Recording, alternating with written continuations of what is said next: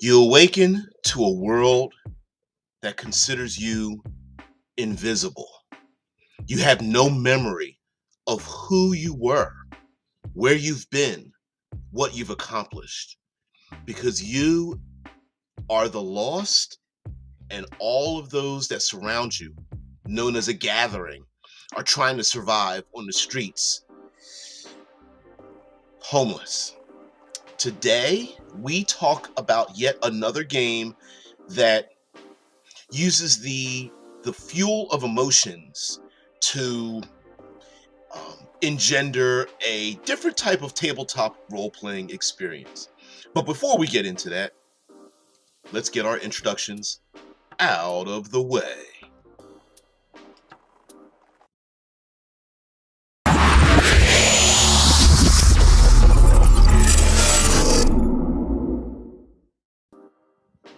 Hello, creatives, community, and kind folks. Welcome to RPG with DBJ. I am your host, DBJ, and of course, all of you are the co-hosts over in this part of the interwebs.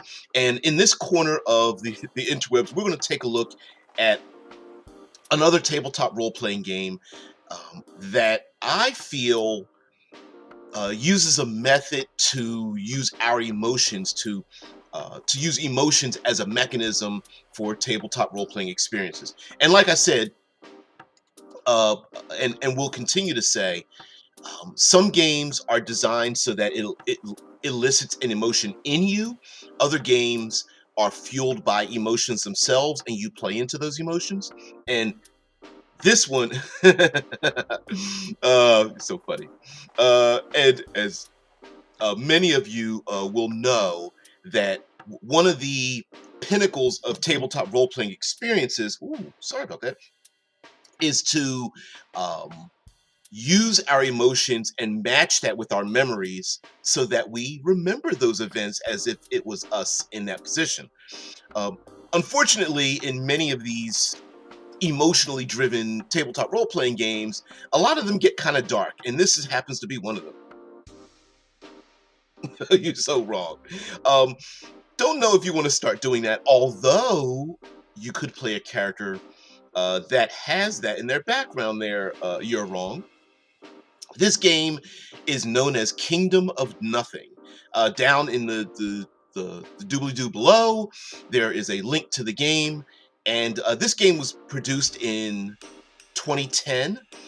Very adult themes, and you portray a character that does not have a background. So when you make your character, you don't get to make your own backstory. You are portraying a character that is forward looking. You portray yourself in the moment, in the present, and the stories that are created are you uncovering. You and the other players are known as a gathering. You individually, you're known as the Lost, and all of you are homeless in a big major city. You get to describe the city that you're in. They suggest one that you're all familiar with, although that's not necessary. It could be fictional, but the background, the secrets, the skills, the connections that you have, you don't remember any of them. And in this game, it has a unique, I want to call, randomizer mechanic. It's a gambling mechanic in many ways that uses coins to uh, create success and failures, and a pretty unique system. And like I said, this game, like many games that are in the horror genre and such, can be a bit dark and depressing. As the ticker below is moving, this is a homelessness emulator. And whether you believe the monsters out in the world that drove you into the corners of society are real or not, they are real to you and the other lost. So, is this a game about um, fantasy and monsters that lurk in the dark and only you and the other lost can see them? And you are a member of a society that's been fighting these monsters that have been hanging around in the corners for a millennium. Yes, that's possible. Is this also a game about fighting your own demons and uh, the people that have kicked you to the curb and consider you to be invisible because you are suffering through mental afflictions that are difficult for you to describe to other people, and this game represents that? The same is true, and honestly, there isn't much difference to either one. So it is pretty interesting. So I dislike overuse of second person when a GM is describing player actually could take away the agency. I hear you. Yeah, yeah, yeah, yeah. I hear you. I'm trying to be artful, guys. But no, you're absolutely right. Yeah. And depending on uh yeah, like Juice is I certainly have emotions. I hate it when the GM uses second person. Um it it's a fine line, right? Because all we have are our words, and when a GM says you feel or you experience or a wave of emotion goes through you or something like that, it does feel like it's taking away the agency, and that's why many of these games, depending on how they're designed, um, their goals are the same, but their methods are very different.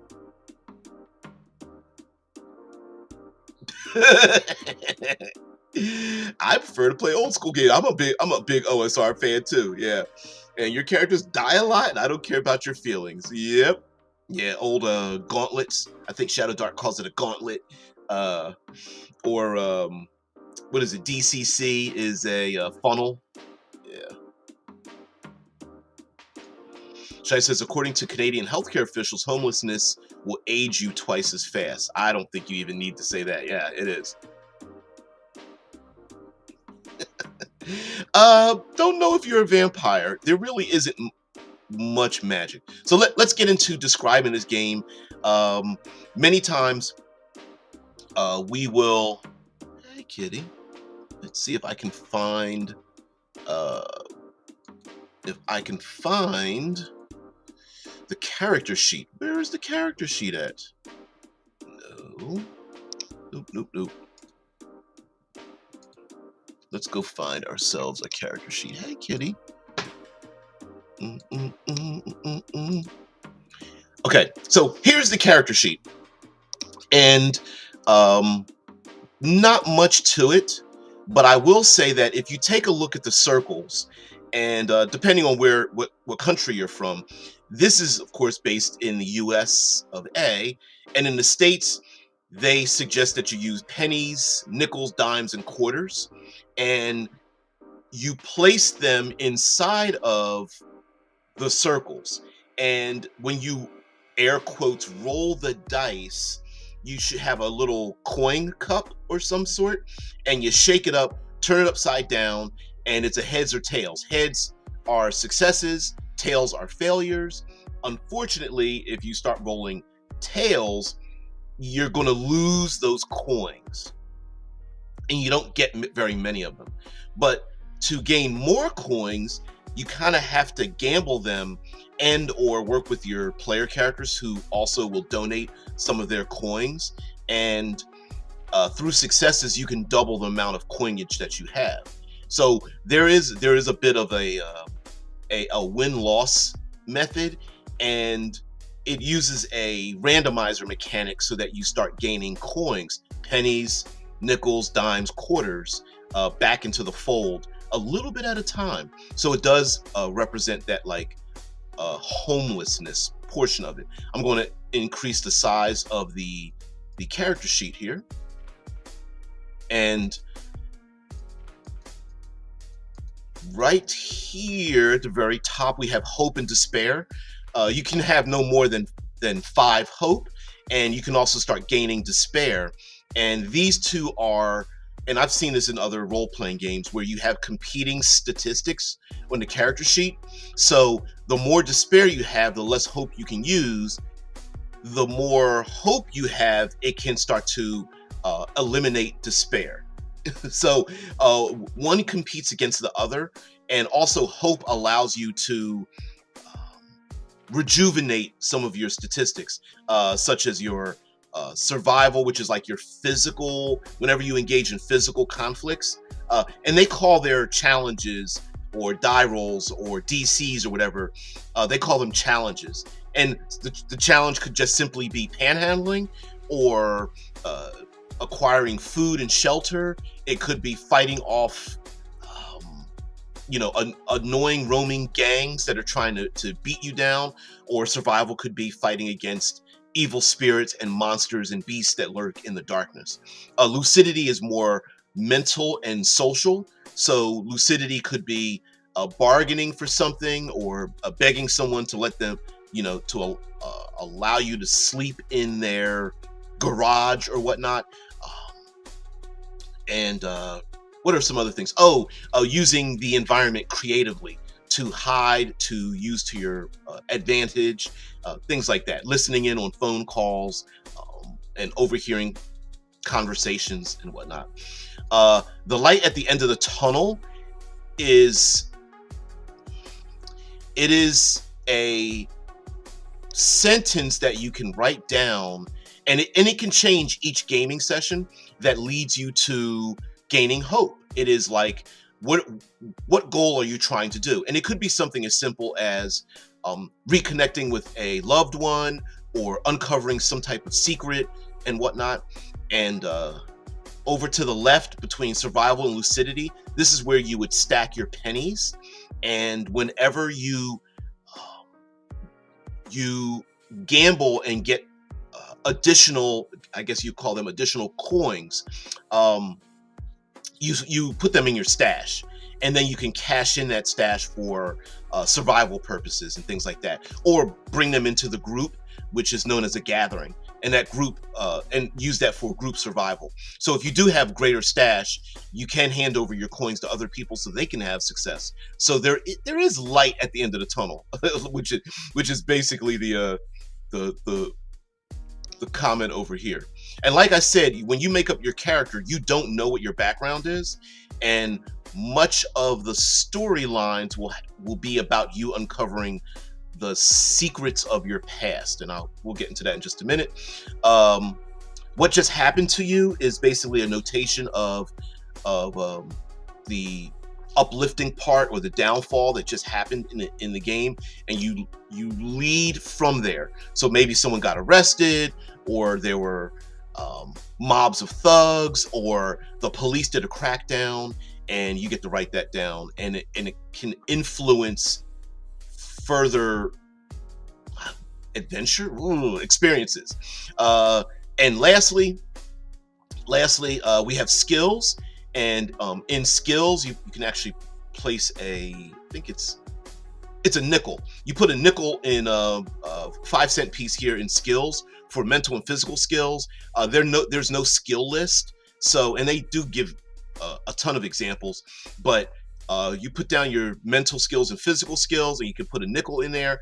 And of course, you can throw the nickel with your pennies to shake them around to try to get heads or tails, and gain some further successes. The larger the coin, the more successes you get if you get a heads, but it also means that you're gambling that, which might have tails in them.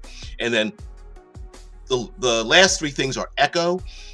Echoes are, there's something positive floating around you, and that's where you place a dime. And an echo could be a pet, it could be an ancestor speaking in your ear, it could be someone who leaves the big city to come find you in the dark alleys where you and the other gatherings stay. An echo is basically something that's written into your background that will come help you in a time of panic and loss and despair, and help you out. And then we have burdens, and burdens are like conditions that, when it comes up, it will subtract. It basically, for every burden that matters, it increases the number of successes you need by one. So you could have a twisted ankle and many other burdens that the homeless suffer from. You can only have a maximum of 5, because after 5 things start really getting really start subtracted from the amount of coins you have. I was going to call them dice, and you can there's an easy way to use dice with a 50-50, right? You could do like odds and evens, you can do high low, things like that. And then stuff is just your stuff. It's the stuff that you find and push around in a cart or in your backpack or your bags or whatnot, and you can sacrifice your stuff to gain some of those successes without having to expend any of your coinage. So that's the character sheet. Sorry about that. And let's go over to table contents. But first, we're going to see what you guys have to say, and we'll talk about the yeah, this is therapy, not role play. I would say the both are the same, right? Hey, I warned you guys that many of these games would be emotional emulators, and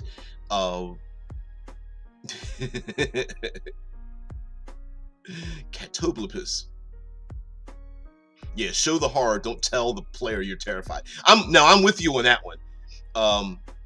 Giant. Yeah, I'm with you on that. Like set up the circumstances and then let me feel the way, or let my character feel the way that I think my character would feel. I'm definitely with you. Which is also a bit of a limitation on like horror themes or even just emotional themes. Are how do you get the players involved in it? Because some people are just resistant to it, or they just don't feel the way you do and aren't motivated by such a thing, especially if they are removed very many steps away from their character. But so it's like a buy-in, right? Like if you're going to bother playing a game and you come into it with your arms folded and your lip pouted out, you're not going to get anything out of it, no matter how good the game master is and the other people there. Yeah, depending on the game, there is room for mechanics to do with emotions. Yep. Yeah, show don't tell. Yep, exactly. And it's very difficult too, right? Because we can show not tell, but we're really telling because we're using our words. So you're trying to describe a thing that you're supposed to see and whatnot. And you can get a lot of visual aids and music and things like that. But yeah. So this is all esoteric nonsense. Where's the actual game? See, all right. Like this isn't what you're following. You guys are so bad. So how do you? What is the game about? Like, what do you do? So here in the table of contents, and of course the game's about 70, 80 pages long. Sorry, I've got my producer here. Ooh, what the hell just happened here? Oops. There we go. Hey, kitty. All right. So, table of contents. Sorry about that. In this first part of the chapter, and the darkness overwhelmed us. The game is like I said, it's about being forgotten in a world where society has forgotten you, and you are gathering with your people. You're basically your characters are homeless, but you don't remember your background at all. And this part, Welcome to the Nothing, is an introduction to the world. It talks about the slang that is used in the different places that you can hide or find refuge. As a group, you're going to come up with your own locations. And so what happens is you take a character, you take pieces of paper, you come up with a name for your character, and sheets of paper, they suggested sheets of paper. Mind you, I told you this game was written in 2010. So you take a sheet of paper and you pass it around the table and you start writing down secrets. So after you make your character, other people can look at your character sheet and they will write down secrets. It's basically like your background. And you start making a background tree.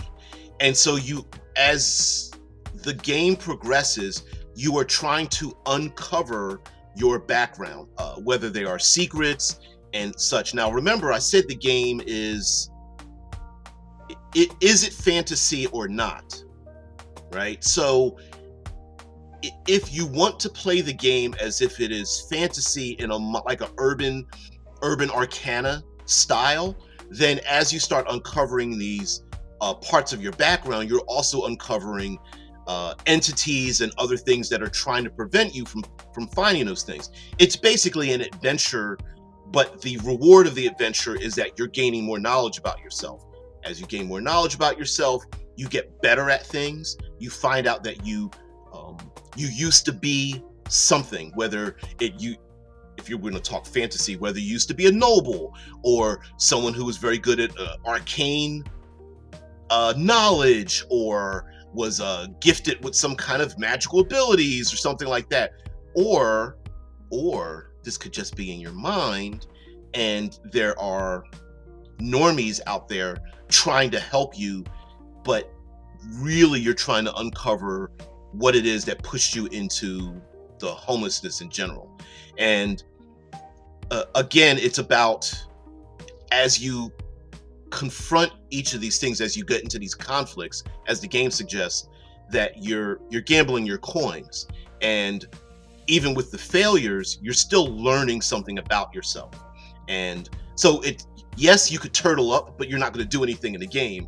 Okay, so you need to come out of your turtle shell and explore this world, because the objects that you carry, the important items that you have around you, are eliciting certain feelings or memories and whatnot, and those lead you to further adventure. Okay, and it could be a photograph or a pocket watch or an ink pen or a tattoo or a diary or something like that. It could be something as simple as an army jacket or tattered sneakers, or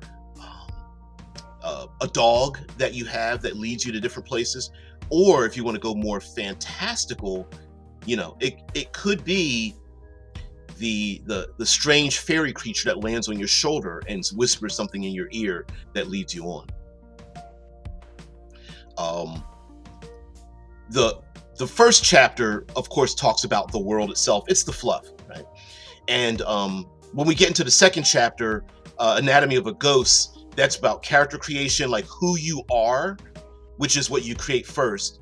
Who you were is what is created with everyone else, and who you will be is what happens in the future. And so, along with finding out who you were, there should be details about where you're going to go. So they give an example of maybe your character is kind of like muscular, and you carry around a bunch, like a tattered set of boxing gloves, and the suggestion is like, okay, well, maybe one of your secrets, your past, is that you used to be a boxer.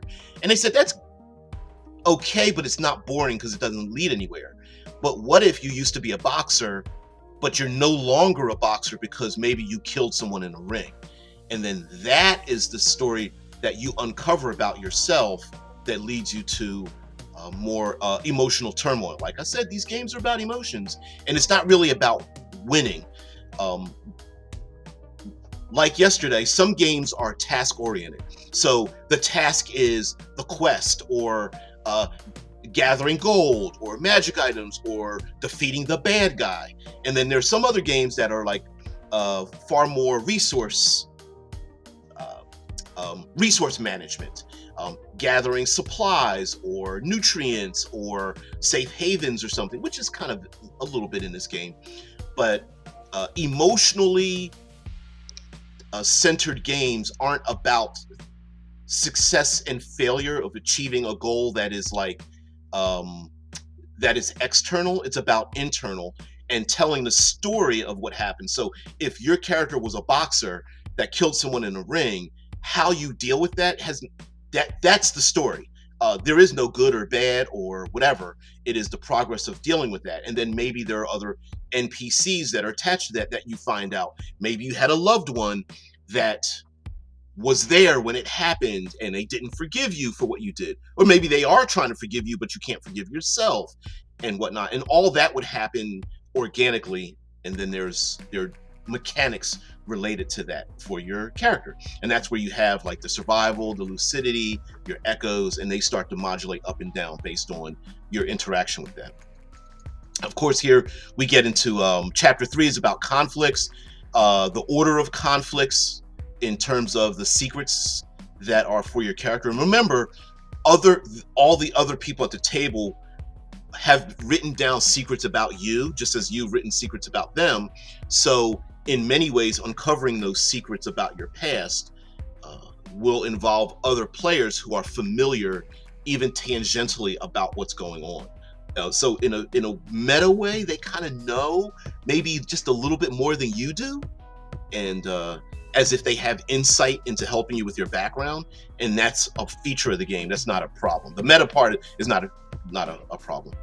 Let me get into your. I can't see your comments, and I know they're sliding by.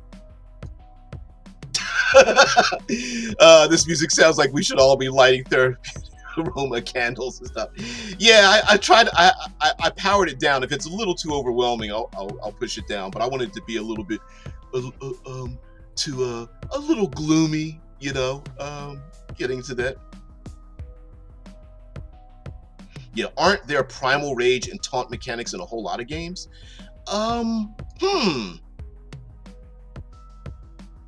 Maybe, yeah. Says gloom may be a better word than despair. Not sure. I'll put the character sheet back up here again if I can find it. There it is. Yep. There we go. I don't know. Primal rage and taunt mechanics. Okay, so because I know you only have so many characters to describe it, I guess what you're saying is, aren't there a lot of games that have something like, depending on your actions, your character is pushed to act out, or you gain benefits but you don't have control of your character, or there's a feature in the game that if you have so many losses or failures or something, that it causes your character to act in a particular way. And I would say yes. Powered by the Apocalypse kind of does that. You could mix in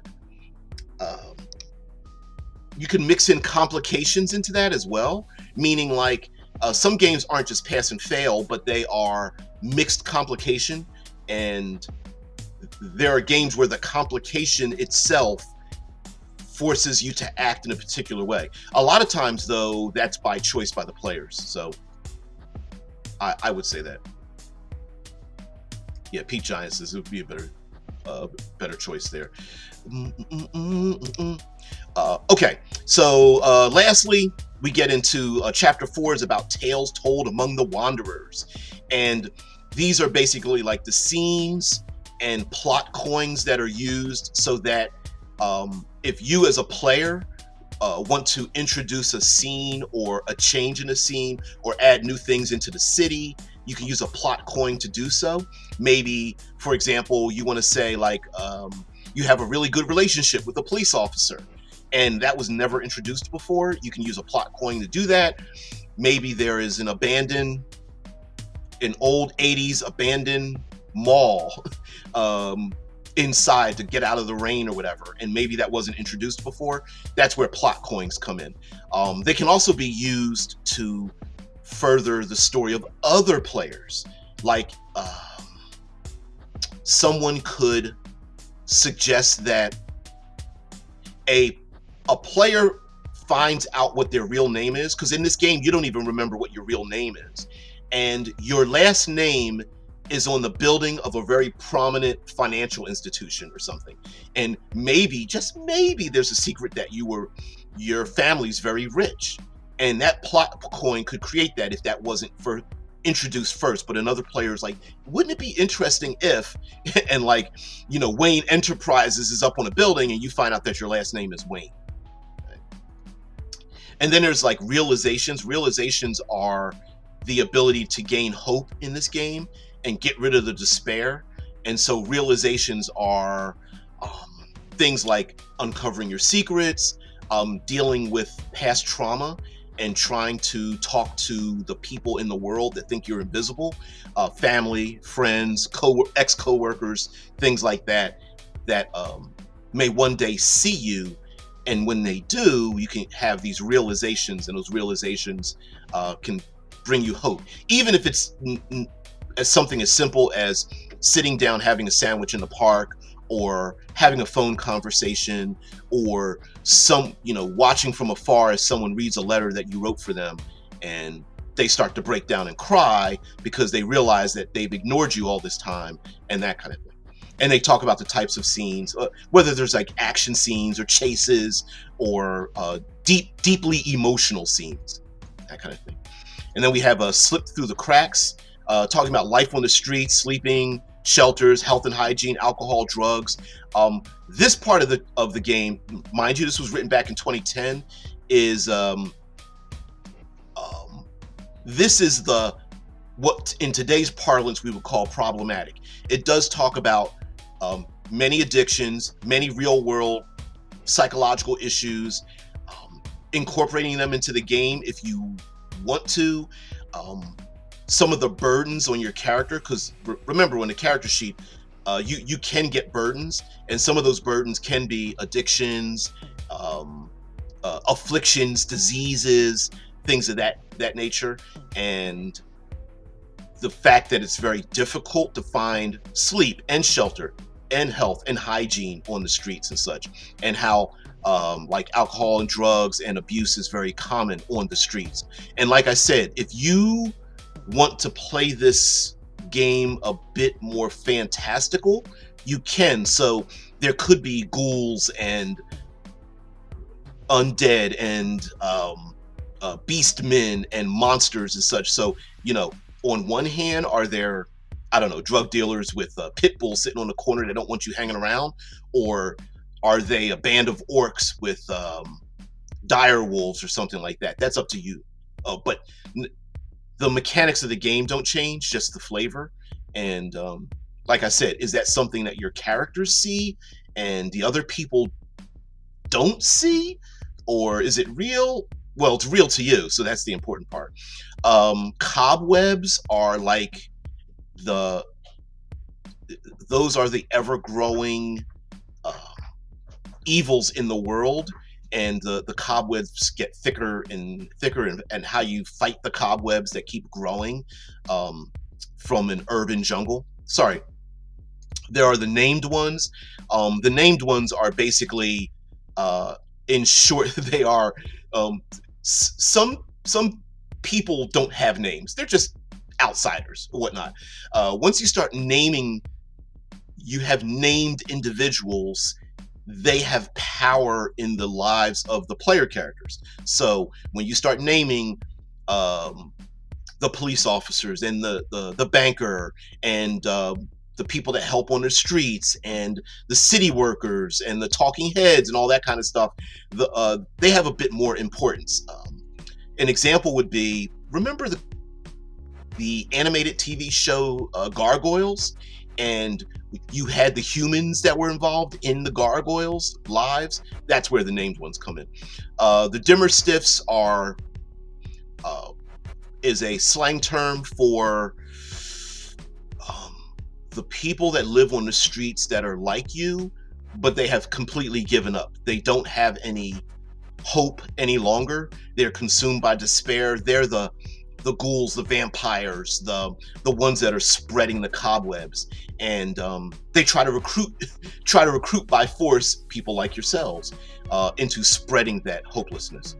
And talks about gatherings and the kind of gatherings that you have, and there are other gathering groups, and where do you gather at? Like, is it a dark alley?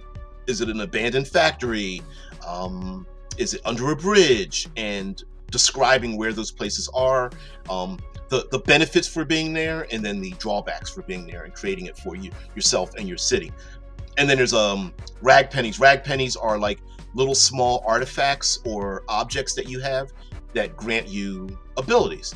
And if we go strictly homeless, these are what we would consider somewhat useless objects that gain power, or if you want to make them more fantastical, they are artifacts of great power. So it could be a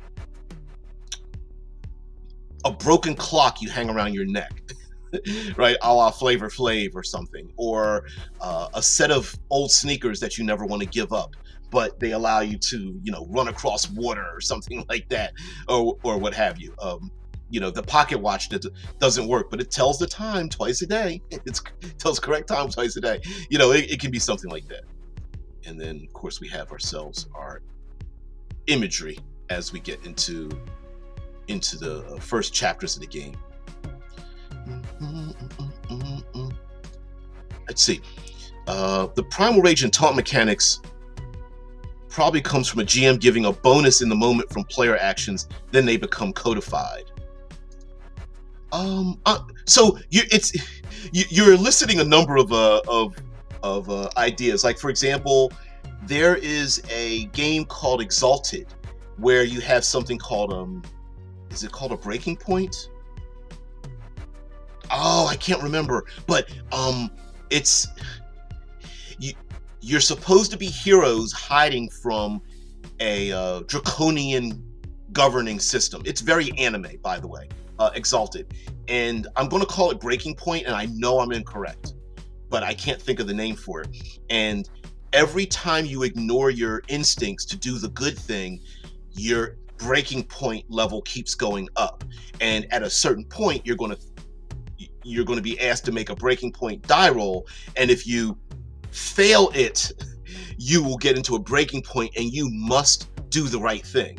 Now, doing the right thing is a good thing because you get a bunch of extra dice to do the right thing, but the bad thing is that it draws the attention of this draconian government that goes hunting for you, right? And it's like you're trying to pull your cloak up while the guardians are like kicking people into the mud or something like that. And so and a lot of times those like Primal Rage taunt mechanics are done on purpose to try to bring ethics and morality into a game, and you decide for yourself whether you think the thing you're doing is good or bad. So it's like, oh no, I need to turn my back on those people that are suffering, but at a certain point I'm going to have to act towards that. Vampire the Masquerade does that. I wasn't going to do a whole thing of Vampire the Masquerade, but it does have a mechanic like that where you have like humanity and your blood pool and your willpower, and you use your blood pool to fuel your powers, but if you do so, if it drops below your humanity, then your humanity can drop as well, and in order to raise your blood pool, you have to drain the blood of human beings, which threatens your humanity. It's a cyclical thing, which it's a bit of a resource management kind of game, but it's so funny with the Flavor Flav. That's hilarious. So this game, this particular game, it can be dark, and like I said, it is an emotional emulator in the sense that is you are portraying a homeless person, and it emulates, or at least it is attempting, your success or failure will be based on yourself, your players, and how you use this game. But it does, let's see, let's replace this with this one.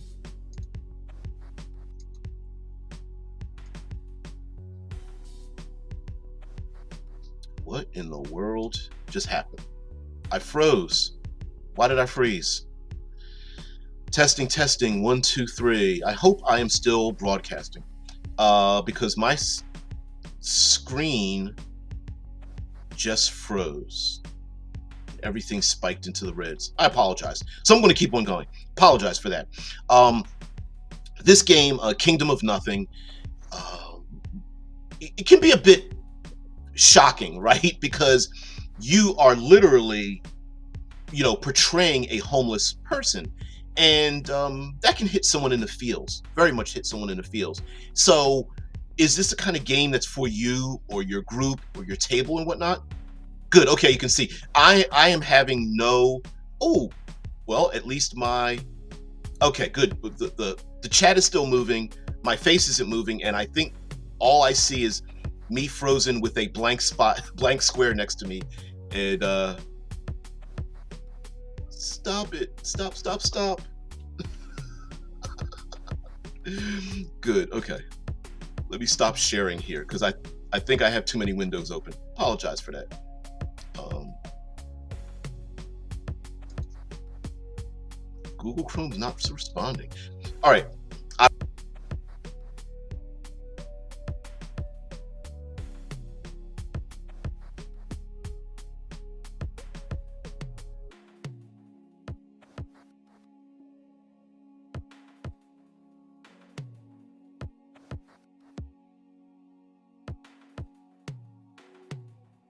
Testing, testing, one, two, three.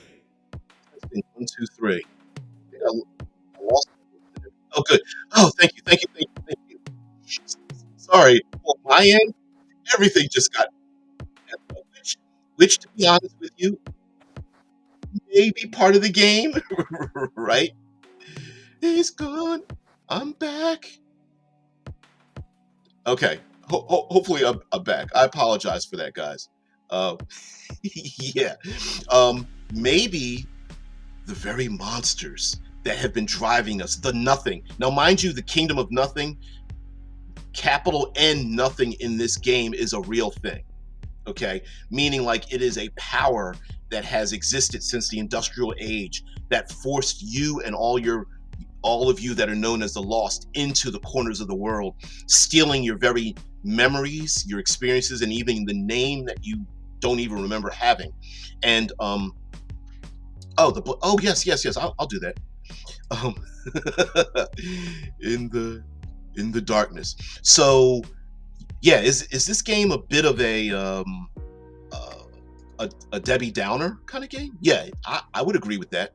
Uh, I would definitely say that is a thing that you may need to be careful with if you're going to portray this game. Um, Man, the image just won't come up. All right. Okay. It's causing. I'm trying to bring up an image of the cover of the role playing game, and it is not willing to cooperate at all.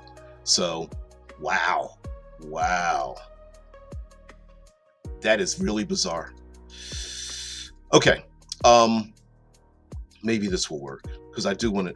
I have to give a shout out to the game because it's a thing. How about this? There we go. Wow, that's really bizarre.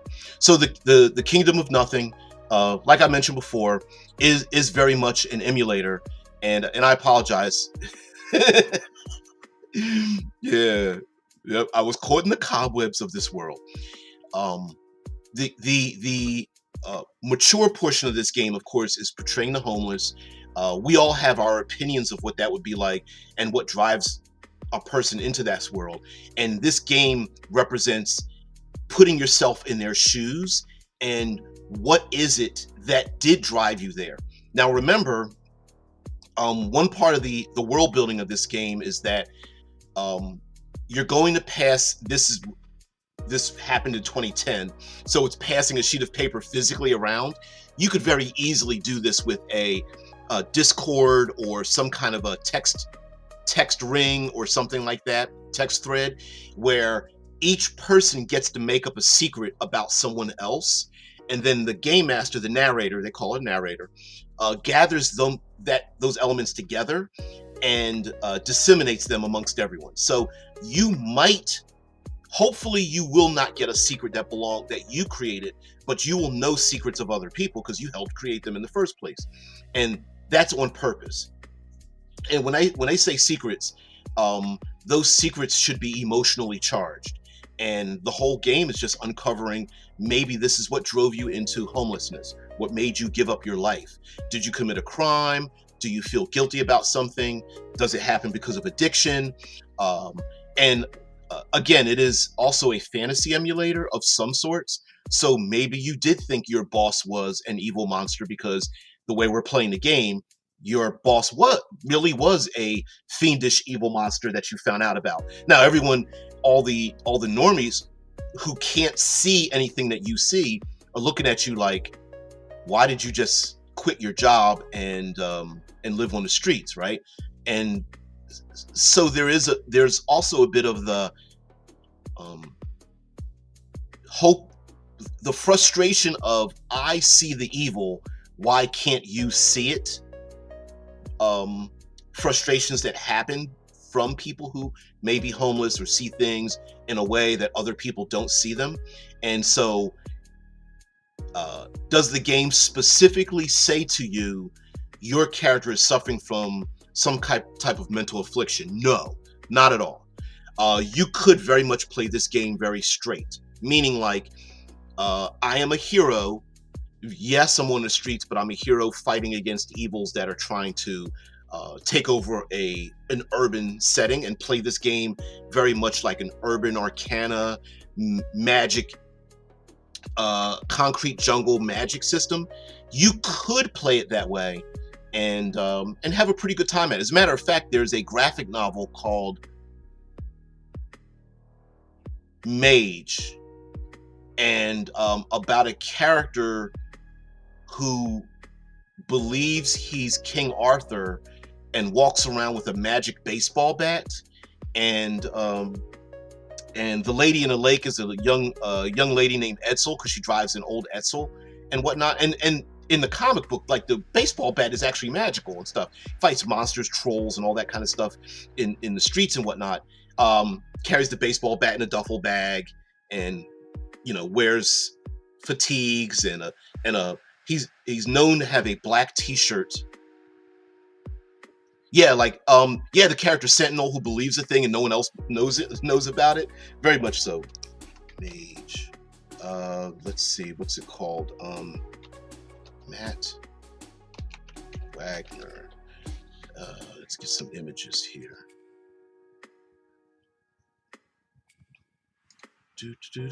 I think some of you may have actually seen this before, seen these images before. And the reason why I remember it is because when there we go. When the Mage comics, the Hero Defined Mage comics came out, they were produced in Norristown, and I lived in Philadelphia, and it wasn't very far away, 45 minutes or so out of town. And my foster brother interned for them because he wanted to become a comic book artist. Well, so did I too. But it was based around King Arthur and the tales of Gilgamesh and Loki and some Native American things, but it was all urbanized, so it was all modern day versions of it. But so yeah, and he had a black T-shirt with a lightning bolt on the front of it. It was kind of cool. The Mage comics were kind of cool. Here's one where he's the hero denied a burly trilogy caper that feels like coming home, and here he is, like, thumbing his way, hitchhiking and whatnot. And yes, you could play the game that way, right? Like what's the other White Wolf game? Changeling the Dreaming is like that, where you represent a fairy tinged person, and you see the magic in the world that others do not see. And so you can play it that way. I feel like this role-playing game, it fires on all cylinders when you play it straight into the homelessness portion of it, especially the fact that you're using like pennies and nickels and dimes and quarters, and shaking them up and gambling them, basically trying to get as many heads as necessary to succeed in many of the conflicts you'll be involved in. And remember, the conflicts don't necessarily need to be all physical. It's not like, it doesn't have to be a run and gun game, but the main purpose of the game is to uncover all the secrets about yourself. I'm going to show you, as a matter of fact, I'm going to show you some of the methods that it uses to create the secrets, the background that you don't remember about yourself. Because remember, in this game, you don't even remember your own name. And so there's a page right here. Let's increase the size and then share it out with you guys. This character's name is Annie Nightingale. Of course, you'll have a street name, and the street name will of course. Drew says Changeling the Lost seems better because of that stolen life aspect. Yeah. Oh yeah. Changeling the Lost is. I remember it was Changeling the Dreaming first, and then Changing the Lost. I can't remember the order that came in. But yeah. But in a comparison, Changeling is very similar. So for those who don't know, Changeling is you portray a fey being, a fey creature, and you get to pick. You're both a physical person that exists in the real world and a person that exists in the Fae. And you get to pick options for the character on which side of that line do you fall. And in Changeling, the more you fall into the Fae, the more the people in the real world look at you like you're not you're ignoring your responsibilities, you're not going to work, you're ignoring your family and friends, you're not caring about your physical well-being, that kind of thing. Whereas if you fall more into the real world, the Fae creatures are looking at you like, why are you trying to be a normie? Why are you still going to work? What's all that about? Why is my sharing going away? That is so bizarre. Okay. Drew says, yes, the Dreaming is old World of Darkness. That's me. The Lost is the new World of Darkness, or Chronicles of Darkness now. Yep. I did some work for Onyx Path, to be honest with you. All right, we're going to try this one more time, and then we'll get out of here. All right. So here we have a map of secrets, and this map of secrets is created by other people. So this character, one person wrote down Annie Nightingale, circled it, and passed this sheet of paper around the table. And each other person started writing an arrow and started adding to the secrets of this character. So in the beginning, the person playing Annie Nightingale does not know any of these 3 other traits from her background. So one of them is Annie left her husband to come to the city. And then they wrote this because on the character sheet, she wrote down a wedding band under her stuff. And you get to write down random stuff that your character's carrying around. You don't know why you have it, but it's important to you. Other people create the importance of it. So Annie left her husband to come to the city is a secret Annie may try to uncover to gain success in this game. And is her husband still around? Is the husband looking for her? Does the husband want to take her back? Is the husband upset? Why did she leave her husband? Was it because of possible abuse, or what was the fantastical world pulling on her? Was it psychological trauma, or an affliction or something? We don't know, and that's what you try to uncover. There's another part here where Annie burned down her own nightclub because she has a skill known as singing. Now, when they say burn down her own nightclub, was she just a singer in a nightclub? Did she own it? Why did she burn it down? And then there's another arrow that may uncover even more secrets about why she burned down the nightclub. And it says she did it because she lost the club to the mob. And then she has a burden written down on her character, heroin addiction. And mind you, this player did not know any of this information, but begins to uncover it. 3 other people wrote this on her character sheet who, in a metagame style, know about the secret and may help her uncover that secret because they know something about it. So you can play into it like, well, I know my character know that nightclub burned down because of the mob.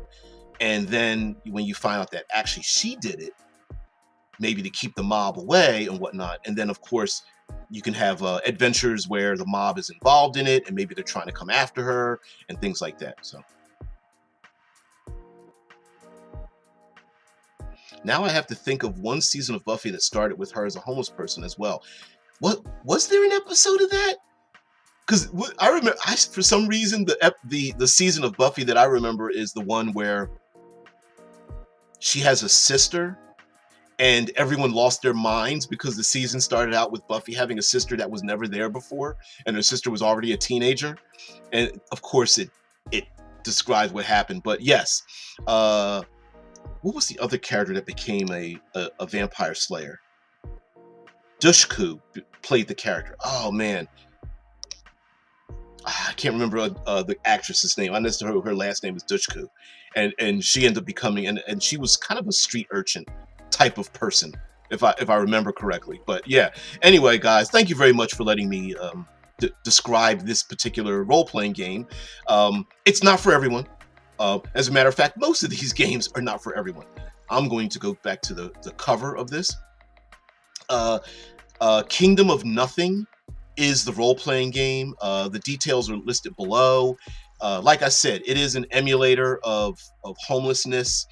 As you see in this image on the cover, there are like pigeons around this person, one of them on the person's shoulder. And if I can get this a little bit larger here, you can actually see this individual with a sword in their hand. And it's just like, remember, run, flee. There he's got a pocket watch and a chain around his arm. And there's the long sword in his hand. And a stuffed animal hanging off of his belt. Looks a little bit adventurous, maybe mage-like. And there's a monster in the corner lurking in the darkness. Oh, there's something Cthulhuid on the left side too, as well. Towering over the people walking in the streets and whatnot, and yeah, striking out against the evil that's in the streets of the urban jungle, where everyone else thinks you're just striking, trying to harm innocent bystanders, is a part of the game and can be a part of the game, and I think it could be embraced. Now, I'm a polygamist, so I like things like this. I like the idea that there are different, air quotes, ways to win the game, and these emotional emulators are a type of role-playing that's some people are interested in it. They're not interested in winning in terms of beating the bad guy, and this game really isn't about beating the bad guy. It's about uncovering who you are, why you are that way, and how do you navigate in the world that has forgotten you, and dealing with the frustrations of what's going on in the things that you see that other people don't, trying to reconcile the two together, knowing that you can't ignore those things, but at the same time, you know that your friends, your loved ones that you left behind don't see that world, and they don't understand what that world is like. Really, you could play a ton of games where you're being they want to put you in a straitjacket and put you in asylum. There are family and friends who, your brilliance when you used to be a regular person, maybe you were a computer game designer or novelist or painter or musician and such. Dawn and Faith. That's it. Thank you, Drew. Yeah, I haven't seen Buffy the Vampire Slayer in a long time, but yes, Dawn was the sister, and then Faith, Alicia Dushku. Golly, I can't remember. I'm not going to look it up. Yeah, Faith was the other Slayer that came when Buffy's heart stopped. She died and then was resuscitated, but when a vampire Slayer dies, another one takes their place. Shai says, I'm going to have to find out more about this game. It sounds like it might be up my alley, but I was too distracted by meat space stuff going on today to pay full attention. You're fine. And like I said, do I think this game is for everyone? Hell no. But do I think it is good for some, excellent for some? Yeah, I think it is. I think it is. Nowhere in the game does it tell you how you should feel. It is an emulator that puts things in your way to have you feel a certain way. Or the world feels a certain way that you don't, which you think you're normal, everyone else is off kilter, which has its own emotional frustration itself. So yeah. Drew says this game sounds definitely interesting. We'll put that video here in a review thread on my Discord. Okay, thank you. Yes, I know it is not a review, but thanks for introducing me to the game. Yeah, and mind you, my reviews of a game are I don't like to waste my time with things that I don't like. So that's one. So you guaranteed, if I review something, it's going to be something that I find interesting, an element of the game that pulls me in and goes, that is very interesting. And this is that type of game. This is the kind of game where I feel like there's a lot of storytelling potential, especially when you're playing a character that doesn't know who and where they came from and what they are. So that part of it itself is interesting, because really in character creation, it warns you it's going to be hard to make a character that doesn't know who they are. You don't get to decide what your background is. You're going to have to trust in the other people. And mind you, you can play a character that doesn't like their own background. You know, you can play a character who in their mortal, regular city dwelling life, urban life, was an asshole, but today you're not. You know, maybe that's why you're living on the streets. Maybe people thought you were horrible. Maybe your character did things that you aren't proud of, and you don't remember it, but maybe you committed many crimes and whatnot. They even talk about in the character creation section, they talk about not making everyone's background a bloodbath. Like, don't make every character, you know, you killed someone and now you feel sorry, you know, blah blah blah. I said don't do that. It can, because that can get very much out of hand. But yes, you know, a homeless person with pigeons that they've bonded with, you know, landing on their shoulder, and with a long sword in their hand. And mind you, is that long sword real, or is it a broomstick?